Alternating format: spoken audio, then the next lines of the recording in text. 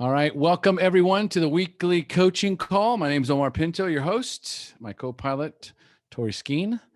All right. And we're just going to kick it off today with Stephanie. So, Stephanie, for the coaching call, how can we help you? I'm just stuck on not being able to let go of the guilt I've internalized since I was little.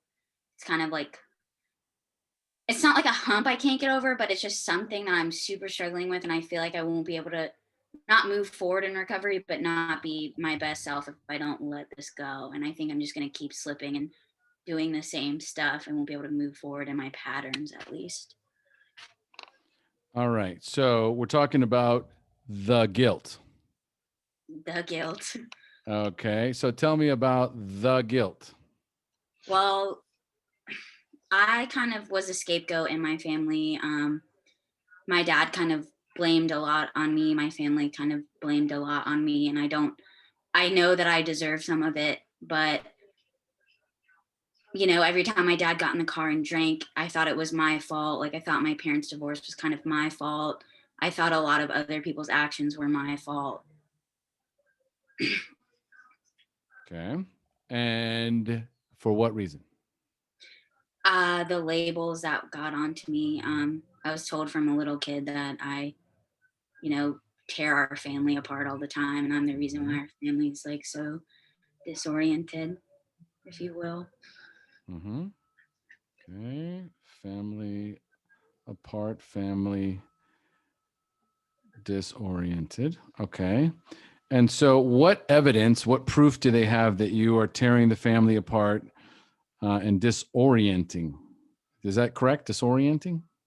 I don't know. That's just what I've been told. But um, just like sometimes I don't answer my phone right away, and like it's just like a I don't know if it's a trigger for them to think that like I'm acting out again or something, or Mhm. but it just like starts with something so minimal like that, and then it just is that's a catalyst for something. And then I get a lot of I've had a lot of email chains going on about everything I fucked up and all of that, and I feel guilty about that on my own being as well. So it's like hard to kind of move past when everyone around me is constantly reflecting on the past. All right. Give me an example of one of the things that you've done, one of your fuck ups from the past. I started using a lot, and I had an entire semester of WFs, and I dropped out of college, and that was a big hit on my family. Okay. So, all right. Okay. Give that to me one more time. I was just partying a lot and not going to class, and I got a semester full of WFs basically. Okay. I dropped out. So, how does that affect the family? I mean, they wasted their money. They were pissed. My dad wrote me out. Okay. All right. Okay. So your parents were paying for your college. Mm-hmm. Okay. And you were partying your ass off Yes, and you flunked out. I did. I just stopped going to class. Okay. All right. So now I want you to imagine that um at the end of something, right? As at the end of a story or at the end of a journey or a chapter, however you want to look at it. There are these narrative arcs in our lives. Okay. Sometimes it's called the next chapter in your life. Would you say that you're in the next chapter of your life or you're in the middle of a current chapter? Middle of a current chapter. Okay. So that's what I was thinking. So you're in the middle of a current chapter. Okay. So here's the thing when you're in the middle of a current chapter, it means that we still don't know the outcome, the ending. Will it be a rock bottom moment, or will it be the comeback? I So want how? it to be a comeback. Okay. I want it to be a comeback. Okay, so right now, currently, so now I feel guilty. So I want you to just, I'm going to ask you the question, be as clear and concise as possible. Finish this statement. I feel guilty because.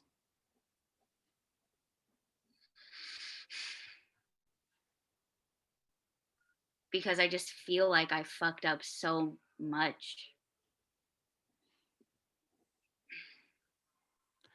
Okay. I fucked up so much of my life and my family's life. of my life and my family's life. Okay, so let's give that some weight and some a little more, a little more. Let's identify how much weight is in that, right? I fucked up so much of my life and of my family's life. Is that true? To an extent, yeah. Okay, all right. So this is true. So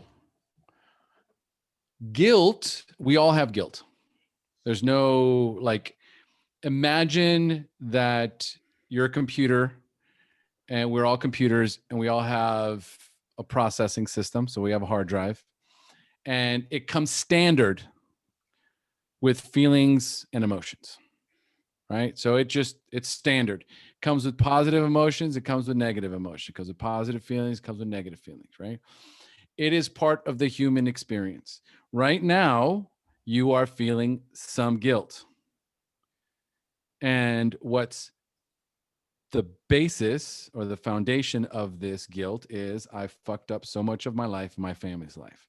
Now, it's either true or not true. In this case, there's some truth to it, right? So, with that being said, what is the guilt? Because the guilt, we all have guilt installed. So the guilt is surfacing based on some truth. So what is the guilt here for? Because you said to yourself, I want to be my best self and I want to get rid of some of this guilt, right? But if the guilt is here, okay, for a reason and it has a higher intention, has a higher purpose. So let's strip away the negative and let's focus on the positive. What is this guilt's highest purpose for me in this situation? I would say acceptance. Okay, acceptance. How? Just being able to like acknowledge my mistakes and move forward from it. Acknowledge my mistakes and move forward. And I would say forgiveness too. Okay, forgiveness. How? Just forgiving myself, really. I'm really just having a hard time doing that. Okay, so what would it take? What would you have to do in order to forgive yourself? I don't know. That's where I'm stuck.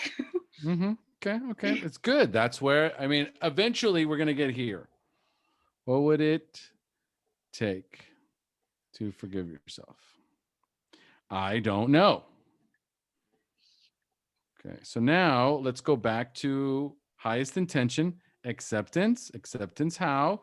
Acknowledging my mistakes and moving forward. So, is there, when you say that, acknowledging my mistakes and moving forward, is there anything that maybe could be missing in that statement? I think forgiving my family too and acknowledging that they, weren't perfect either and that I have to forgive them to let go. Okay, they are not perfect. Okay, what else? Mm, There's something here. Okay, so Acceptance is one of the highest intentions, right? Acknowledgement, great. So, what could be another purpose or another higher intention for this Self guilt? acceptance. No, I already said that, didn't Mm-hmm. I? Loving myself would be good. I feel like Okay. I'm holding on to this and I can't fully accept myself mentally. Okay. So, as we say all this, okay, does that allow you to alleviate the guilt? Somewhat, but I mean, even talking about it makes me anxious and like feel Mm-hmm. negative, like I have negative feelings towards it. Okay. So, for me, for example, if I do something that makes me feel guilty, okay, I don't like feeling guilty, right? And I'm human, so I'm going to do things that make me feel guilty. For example, um, I might say something to my wife, right? Say something to my wife that offends her or makes her upset, okay? And so I will feel guilty. I don't have any control over it. It just immediately that feeling comes up. And the only term that I can associate with that feeling of uncomfortableness is, oh, yeah, I feel guilty. So, based on that, what do you think that guilt is going to help me do? Apologize to your wife. Mm-hmm. Okay. So, hey, honey, I'm sorry. What's she going to say? She's probably going to talk about how she feels. Mm. Okay. So, I'm sorry. Now, what if I did it like 3 times and I and felt guilty and I kept saying, I'm sorry? and you keep doing the same thing, Mm-hmm. kind of insanity. Mm-hmm. So, what's missing in that equation? Anybody who wants to type it into the Anybody who wants to type that in, feel free. I'm going to check for chats. Action. Behavior. Anybody else? Action is definitely there. What kind of action? Because I did take some action. I said, I'm sorry. Change. See, this is where you're stuck, Steph. What changes have you made? I mean, I've just done a little like way more cognition work. I haven't really super gotten rid of my 1000% old patterns, I would say. And what are those old patterns? Just I like feel fine and I just kind of go with it. And then like I kind of like stoop into this like low point and I just kind of just wallow in it. And then I don't do anything. I don't help myself. I just go into using basically. It's kind of how it starts. And when I feel guilty, I start to like feel bad and feel low. Okay, so I go into old patterns. You started out with, I feel fine. And then what was the next thing you said? I feel fine. And then like an emotion overwhelms me. And then I just like start getting down. An emotion overwhelms me. And I definitely don't talk about it, which is a huge problem for me. And feel sad. So give me an example of an emotion that overwhelms you when you're feeling fine. um, Anger. Okay. So what is currently going on? What's the issue? What is the current issue right now with you and your parents? There hasn't been one. Okay. How long? I don't know. I literally don't know. I suck at counting and keeping days. So I'm curious, what keeps provoking the guilt? That's what I'm saying. I don't know. Hmm. It's here to tell you something. I know you don't know, but if you did, what would it be? I literally like I have tried to pinpoint it for so long and I cannot get there. Even in therapy, like we've been doing this for like 2 weeks and I cannot get it out. I honestly, the only thing I can think of is that my strive for perfectionism. Okay. I like that. That's good. Strive for perfectionism. What are you not doing perfect right now? Freaking life every day. Okay. Just real quick. Hold on, just real fast. Show of hands. Just, I want to just see how many people are doing life perfectly right now. I'm not seeing any hands right now. Interesting. Okay. So, next thing. Okay. So now I'm going to ask you again. What are you not doing perfectly? I don't know. Like I'm my own self. Like like I Mhm. don't know like what it is. I think that it's expectations that I've been trying to meet that it's impossible to meet. Give me some of those. Oh, being governed around money, not having like working for a job that's not in a public policy or economic standpoint, not being How's that driven. again? A job that what? That's not like in the economic field or makes a lot of money. Oh, okay. Okay. When you say economic field, okay, do you Banking, want to be in banking? no. Okay. So I you're want, just talking about a paying job? yeah, like no, like my whole family's from public policy, basically, Uh, we're and getting close. We're getting close. Okay. Here we go. So your family's in public policy. That's where they make their money. yeah, and they're all doctors and all have their PhDs and Uh, that. okay. I'm comparing myself to my family. Yeah. Okay. Okay. I'm comparing myself to my family. So, what is it that your parents expect of you? Go to college, get a job, make money, save money. Okay. And that's what they want. What do you want? I just want to be happy. I want to travel, I want to love, I want to live my life. Like money doesn't make me happy like that. I'm not very materialistic.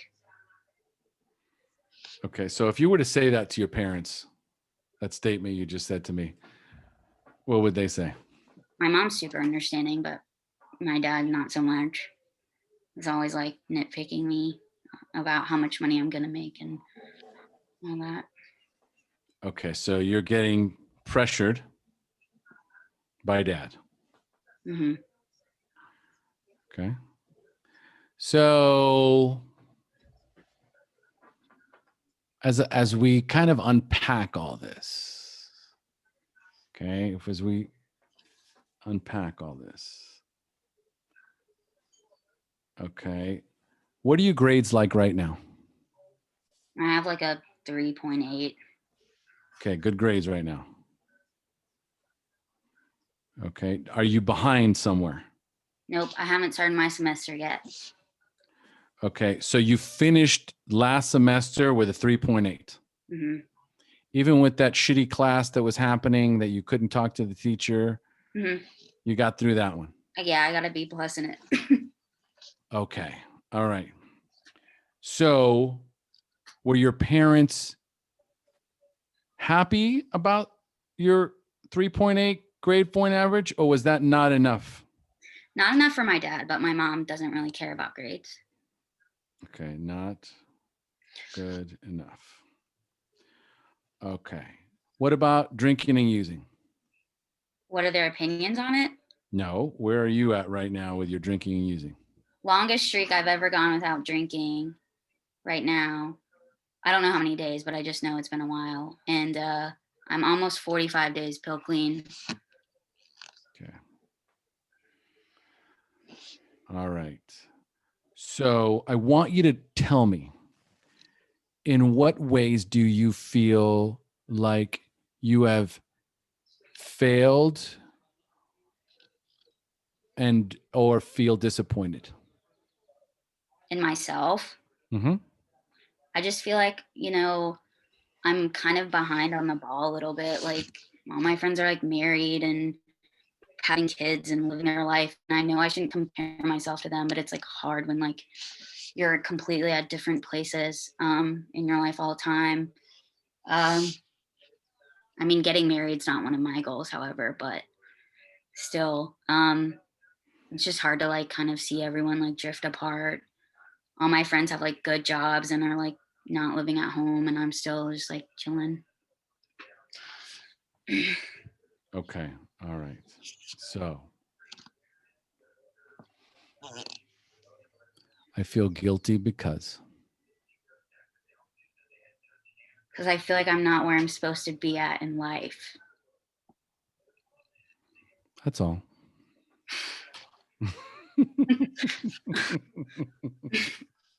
Because I feel like I'm not where I'm supposed to be. And where are you supposed to be? Right where I freaking am.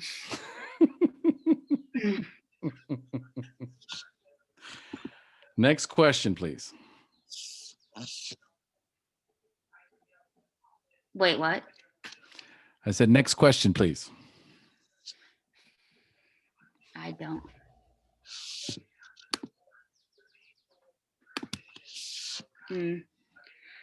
I don't know. Where's the guilt?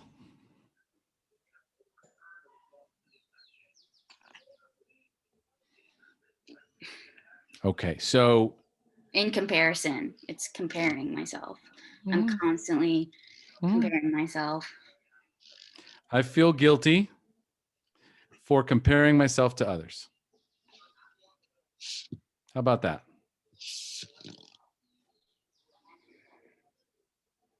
Mm.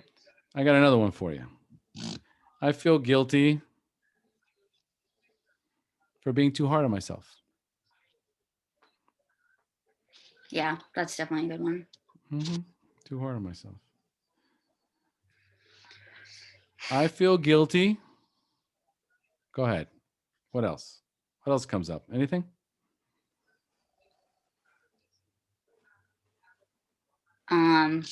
Probably because I'm just like feel like I'm not. It's kind of like I feel like a disappointment a lot of the time, and I feel like I kind of fall into that, and I just let myself be, and I feel guilty for doing that for so long because that is honestly ridiculous. I feel guilty for feeling like a disappointment.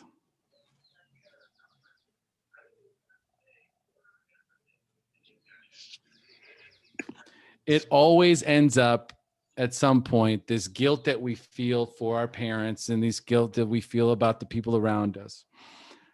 Ultimately, what that means is that you have somehow, you feel as though you have let them down, you have disappointed them. And it's actually easier to feel guilty about failing and disappointing them than it is to feel like you failed and disappointed yourself. I would say agreed. So what happens is when we say, I need to love myself more, and you create a blanket statement like, I just need to love myself more. Why is that so painful? Because it's hard to like actually change and do. And like if you're just feeling overwhelmed of like negative emotions and constantly comparing yourself, you're not going to be able to do it. Very good. Well done. So now, based on this new information, What can you do with this information? What actions can you take? I can delete my freaking social media. Dear God. I've been like trying to do it. Um also also just literally like not worry about other people's lives. Worry about my own shit. Mm, Give or take. okay. I'm going to give you just a slightly different suggestion. Okay.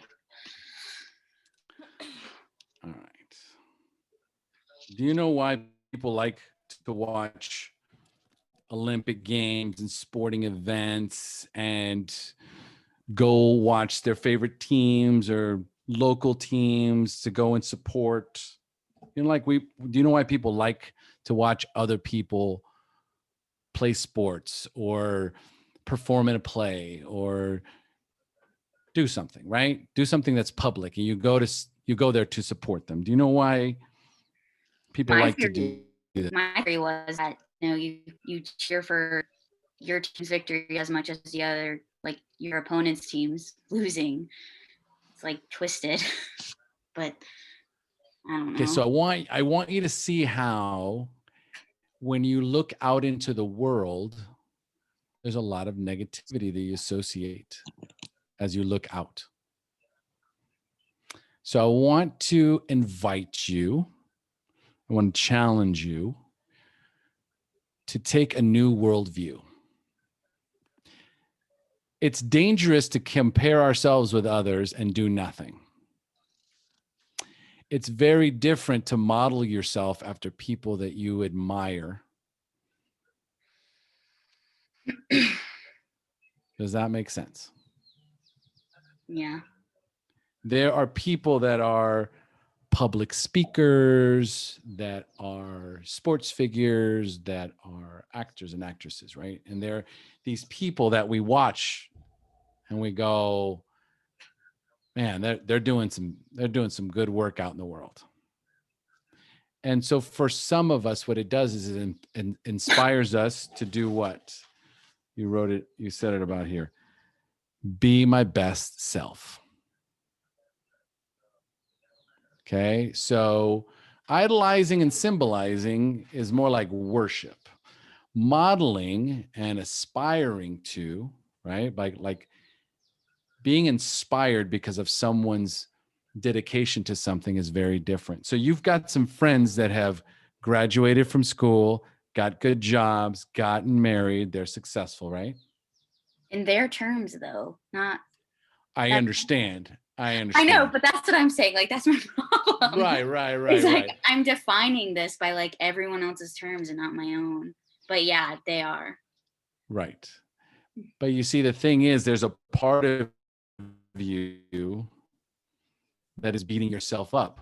The part of you that says, I feel guilty because I'm not where I'm supposed to be. That was one of the first statements you said, Mhm.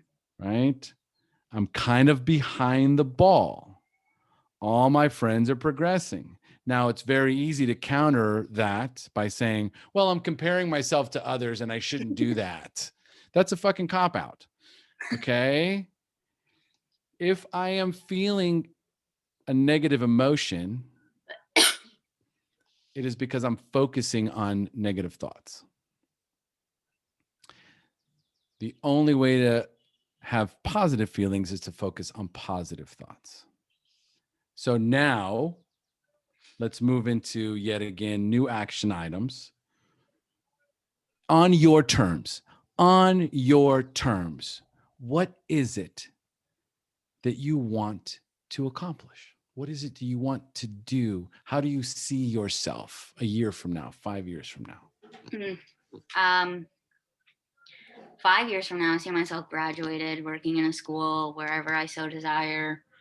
How old will I be? About 29. Hopefully, getting serious about thinking about more towards a serious significant other. Mhm. You Don't know, forget your son. That will be later on. I'm gonna add up the years so that way when I adopt him, it's like I can retire and like be cool at the same time. Okay. Um, that hopefully in my dream home Mm-hmm. that I want to foster Mm-hmm. animals. Mm-hmm. Mm, I want to Now, be when you too want to be what? independent too. Mm-hmm. Now, as you say these things, right? I want to be working in school, 29, possibly in healthy relationship, okay, fostering animals, independent, right? As you say that and I repeat those back to you, what feelings come up? Positive ones. Like, Like I feel good that I can actually accomplish something, that my goals are actually in my sight for once. so have you actually written these down? I have. So you have a vision. I do. I have a vision board too. Okay. So the only thing preventing you from focusing on this vision, on this future, which provokes good feelings, is the guilt you feel about not being where you're supposed to be. Does Yeah. that feel accurate? Yeah. Are you ready to let that go? Yes. Yes. Let that shit go. Okay, so now, based on all this information, do you believe that you could forgive yourself? I believe it. I just have to do it. Okay. I know that I'm capable of it. And what's the best way to demonstrate that you've forgiven yourself? Honestly, just taking care of myself and loving myself for the first time in like what, 15 years? Does that all feel true? Yes. Yes, it does. It even sounds true. So here's what I want you to do. This is your assignment. I want you to write an essay. Come And on. it's and, okay, and it starts with I forgive myself because. Okay. Okay? And the reason why I don't want to do it here is because I want you to take your time with it. I don't want you to just kind of like, I forgive myself because, right? I want you to take some time. Leo, yes, absolutely. Own that shit. Own your shit. So I want you to take your time with this, and I really want you to dig deep. I want you to think about all of the negative thoughts that you've had about yourself. And I want you to forgive yourself for saying those things to yourself, doing those things to yourself, holding yourself back. Okay. I forgive myself because, and then write as much as you can. And then start again. I forgive myself because, right? And then keep going, right? And ideally, get a page done. Get a page done, right? You might be inspired to do more, but ultimately, the guilt that you feel all comes from in here about this person right here. And it's easier to feel guilty about the things you've done to others because it's so much more painful and so much more delicate to think about the things that I feel guilty for doing to myself. Do you feel ready to do that? Yes. I think you are very ready to do that. Is there anything else I can help you with? No, that was all. Did that help? Yes. I'm not looking forward to the essay though. Most people aren't looking forward to the work, but I will assure you of this. My clients that I give them assignments and they actually write out and do the homework, they actually advance twice as fast. I work better that way. Okay. Because the people that just show up so that I can coach them and try and fix them, those end up paying me more money. I always tell them, you want to get out sooner, do the homework. This is not a life commitment. Do the homework and let's touch base next week. Can we do that? Sounds good. Wonderful. Actually, I don't know if I'll be here next week because I have class from like 2 to 8. No worries. 2 weeks from now. Bet. All right. It gives you even more time. Oh, well, I'm saying I don't know if I'll be here on Wednesdays at all because I have class from 2 to 8 all day. Yeah, she got out of that homework assignment quick. Yes, you folks see that? You see how quickly that homework assignment just got I will pop in and be like, here it is, and then leave. How about that? All right, here we go. Hold on. I'm gonna Tori, do me a favor. Can you put my email in the chat box? All right, so that Stephanie can send me that essay. All right, so I feel like Jessica wants to say something. Jessica, did you want to say something? Oh, I was just, it sounds like we have the same parents, but yeah. Which I feel bad about because my father's, yeah, we just moved him today into like a hospice home. But yeah, no, I just wanted to, I know I'm interactive because I believe everything you said. I was like, yes, yes, yes. But Steph, you can do it. I've been there. I know I'm a little older than you, so it can still happen. Yeah, you got to follow what you want to do. If I had chosen my path, it would have been to be a social worker and do social work, but I was told it wasn't going to make enough money. So I ended up an insurance executive at age 25, like running around in 3-piece suits and whatever, or 2-piece, whatever.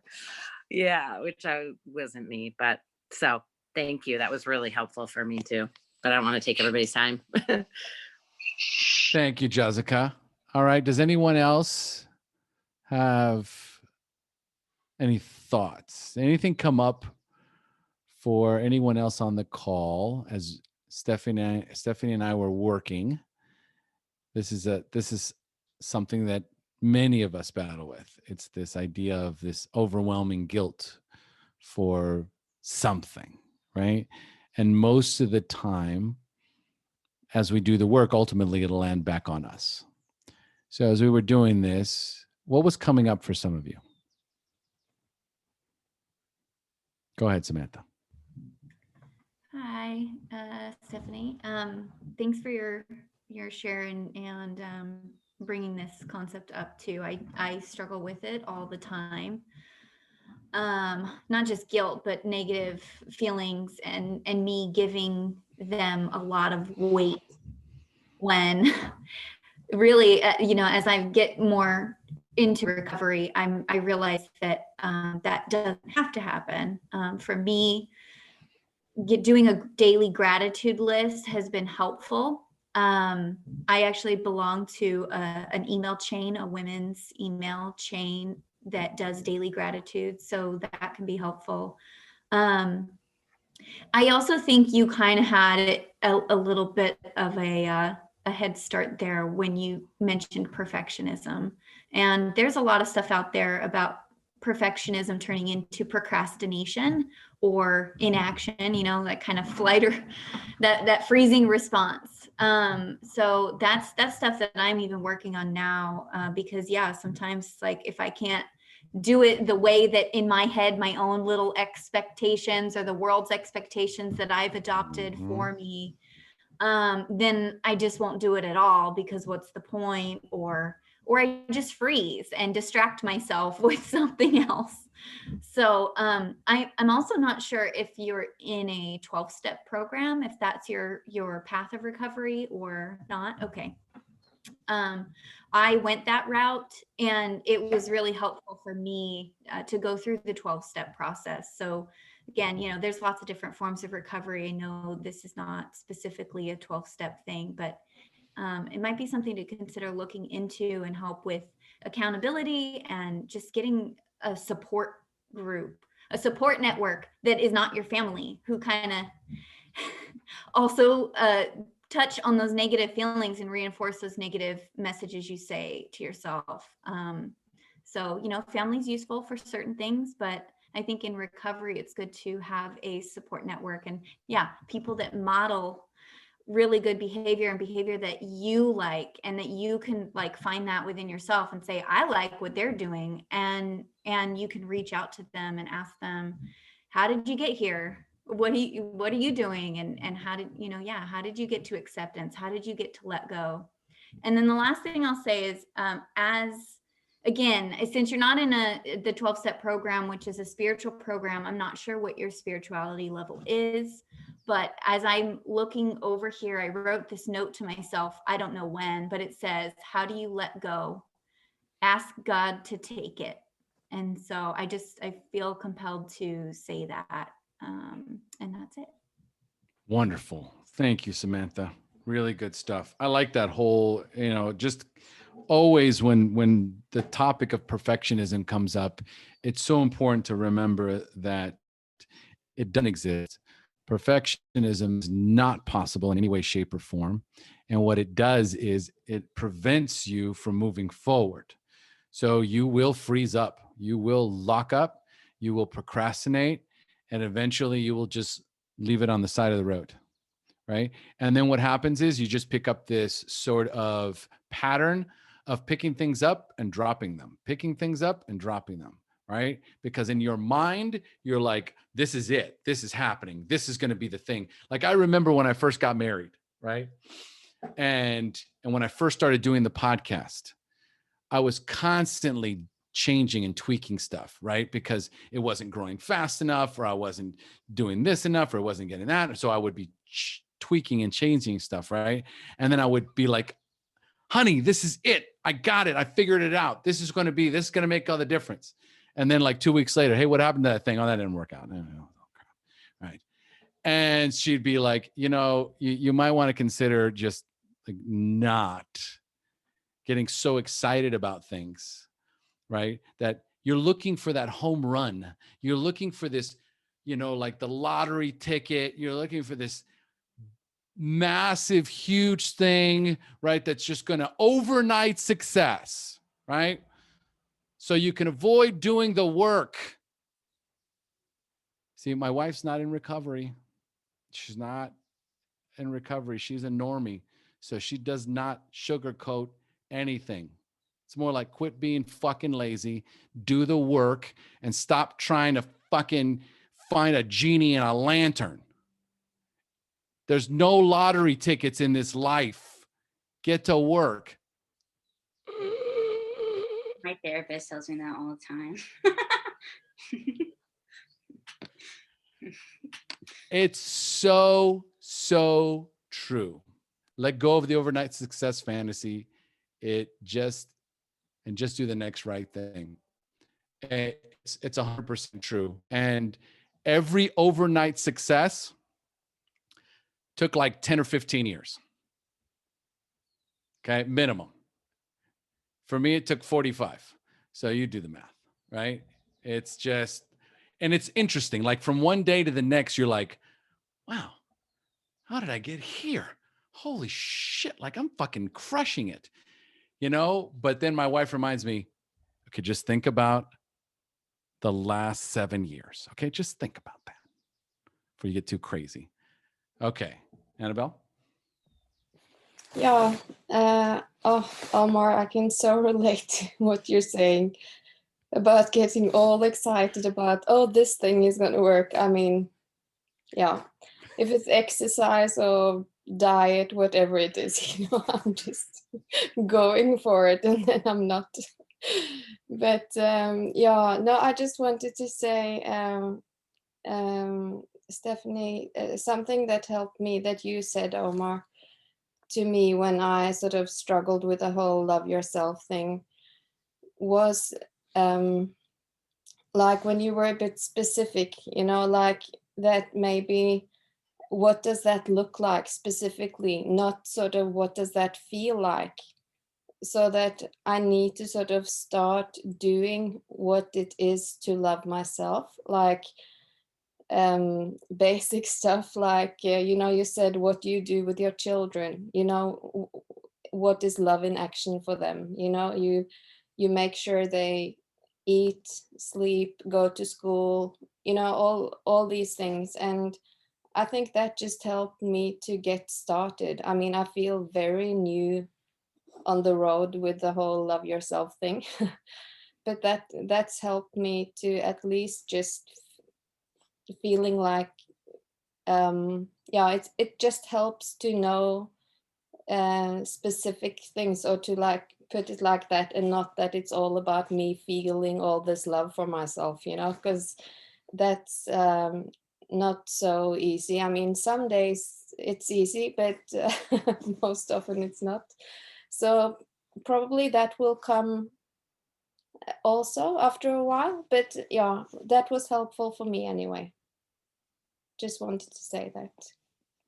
Thank you, Annabelle. Thank you. And it's so true. It's so true. I love to leverage children. When people have children and they don't know how to love themselves, I ask them, tell me about what you do with your children, right? Like, do you make sure that they eat, you know, all their vegetables and they eat a healthy diet, right? And that they get plenty of rest. Meanwhile, you're eating pizza, watching Netflix till 2 o'clock in the morning, smoking cigarettes in the balcony. And it's like, okay, so would you do that with your kids? Well, of course not. Okay, well, now we have a little bit of an example of what self-love looks like, is the idea of reparenting ourselves. Being a good parent to ourselves doesn't mean letting us do whatever the fuck we want. Okay, bad parent, bad parent. Okay, so a good parent disciplines and creates structure for their children in a loving way. I must learn to do the same with myself. Tree life.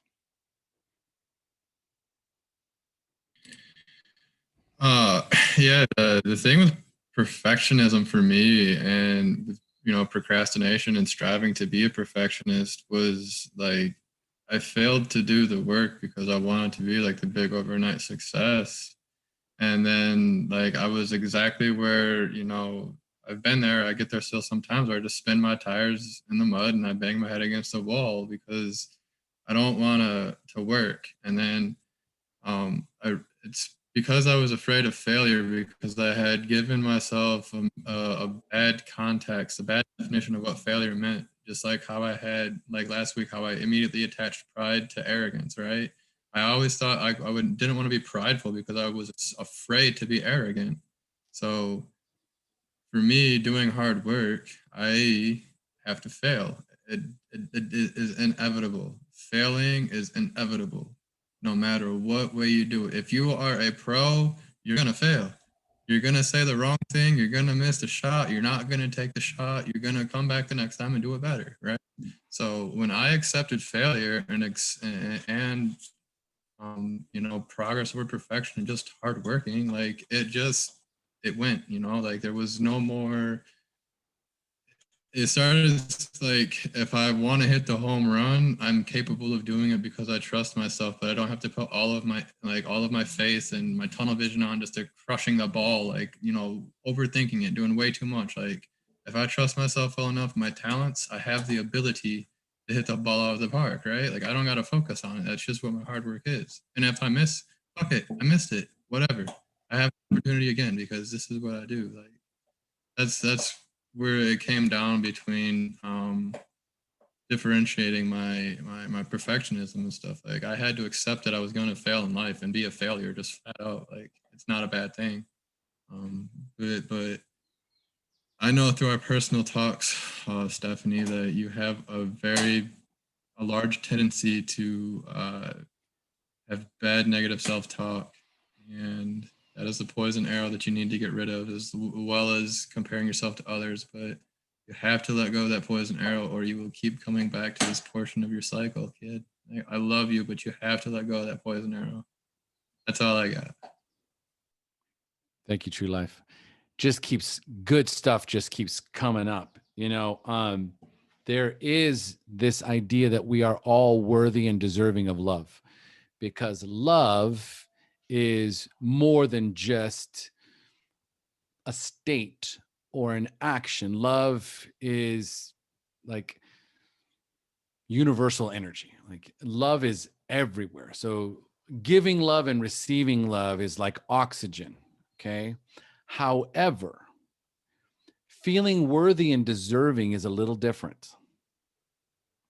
So sometimes I have to ask myself, and it all boils down to belief. When somebody says, well, you have a tough time with feeling deserving and worthy, you are deserving, you are worthy. And then you look in the mirror, you're like, I am worthy, I am deserving.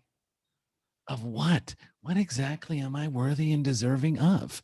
Okay. And so there's this little bridge between all these different positive emotions. Okay. So just imagine that you're sitting on this little island. There's these little bridges. Okay. And there's all these positive emotions all across these little bridges. Right. And for me to feel these emotions, I have to cross the bridge. Like I can see it. I can see worthiness and I can see deserving. I can see joy. Right. But I have to actually cross the bridge over, right, to actually feel one of those feelings, right? And so crossing that bridge is an action. So if I am continuing to drink alcohol and do drugs, am I worthy and deserving of my spouse not leaving me?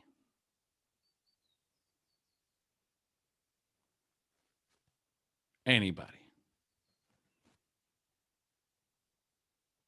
Somebody shake your head up and down or to the left. I need a yes or a no. Somebody.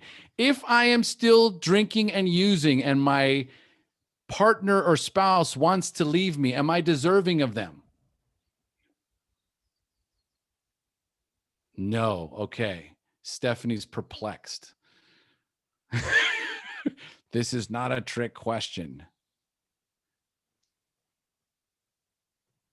No, you are not worthy and deserving of them.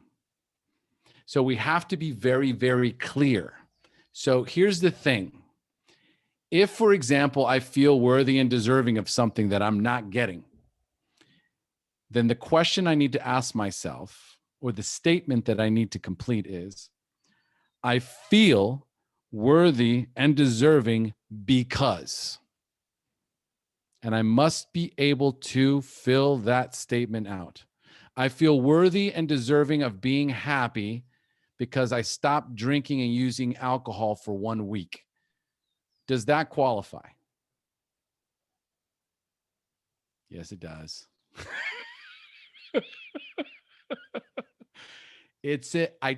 How hard is it if you're on a fucking run and you stop drinking and using for 1 week? How difficult is that? It's hard. Every single one of you who has like, okay, I'm stopping today, man. Piece of cake. 7 days. Woo! I could do this in my sleep. No, you were screaming and crying and crawling and praying.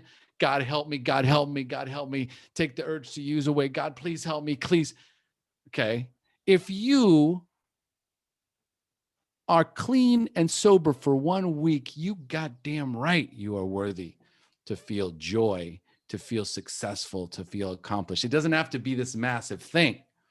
But if my wife threatens to leave me, if I don't stop drinking and using, right? Oh God, how could she do this to me?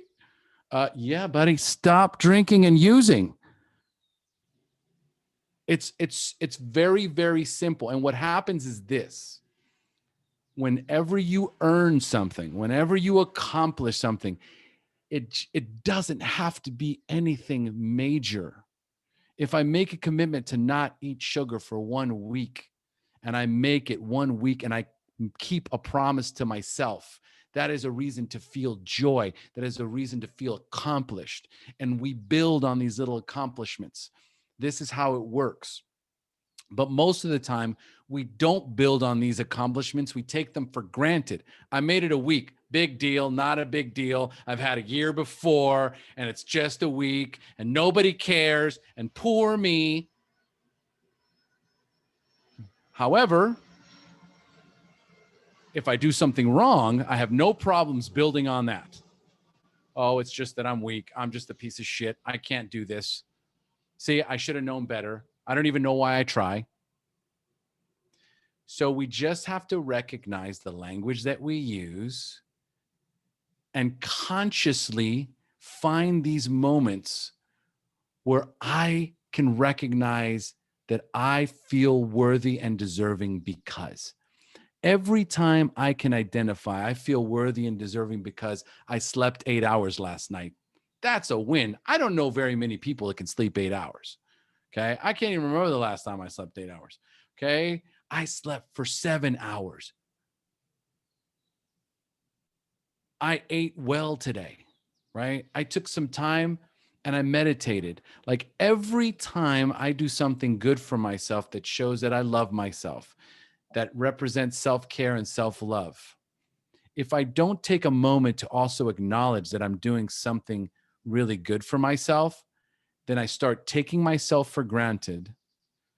And eventually I forget that I'm even doing things that are positive for myself. I stop acknowledging the wins. I stop acknowledging my accomplishments. And the first bump in the road that I hit, I go right into inner critic, self-criticism, self-loathing, beating myself up. And you know where you're headed after that. How's that landing for you guys? How is this landing for some of you? Good? Anybody have a comment after that? That was a lot. Carrie, you got anything for us? Well, I was just going to respond to what Samantha said, or just put in the chat. But I do. I write down like the littlest things. Actually, Stephanie and I talked about that one day this week. Like in my journal, I write like that I did the laundry and I vacuumed and I worked out, and they seem like little things, but there are things that made up my day, and there are things I did. So I try to take the little things I did. Not saying like, I got a gold medal for them, but there were things that I did accomplish, and I try to take joy in all of those things too. So I think that the little things are the things that make our everyday.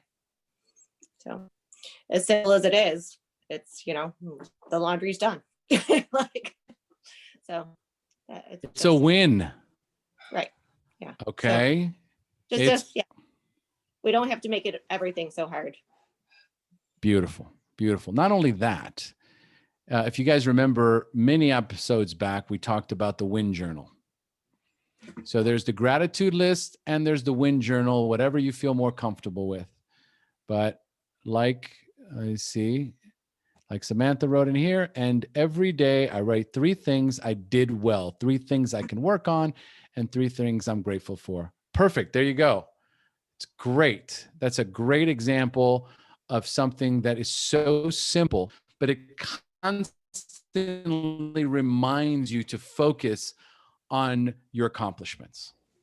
Because every time you don't do something bad, in quotations, okay, every time you do something that moves you closer to self-worth, to self-love, right, to self-acceptance, that needs to be acknowledged.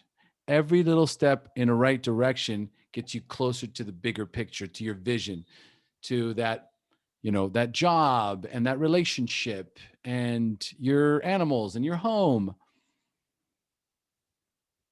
Because I'm either moving forward or I'm moving backwards, because there is no standing still. All right.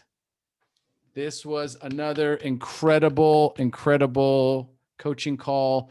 Thank you, Stephanie, for jumping in the mix there in the middle. Great job, right? You know what to do. You have your assignment. You have my email, right? And a big applause for everyone, for Stephanie, for all of our participants. So much love. Sending you all. And I'll see you next week on the next coaching call.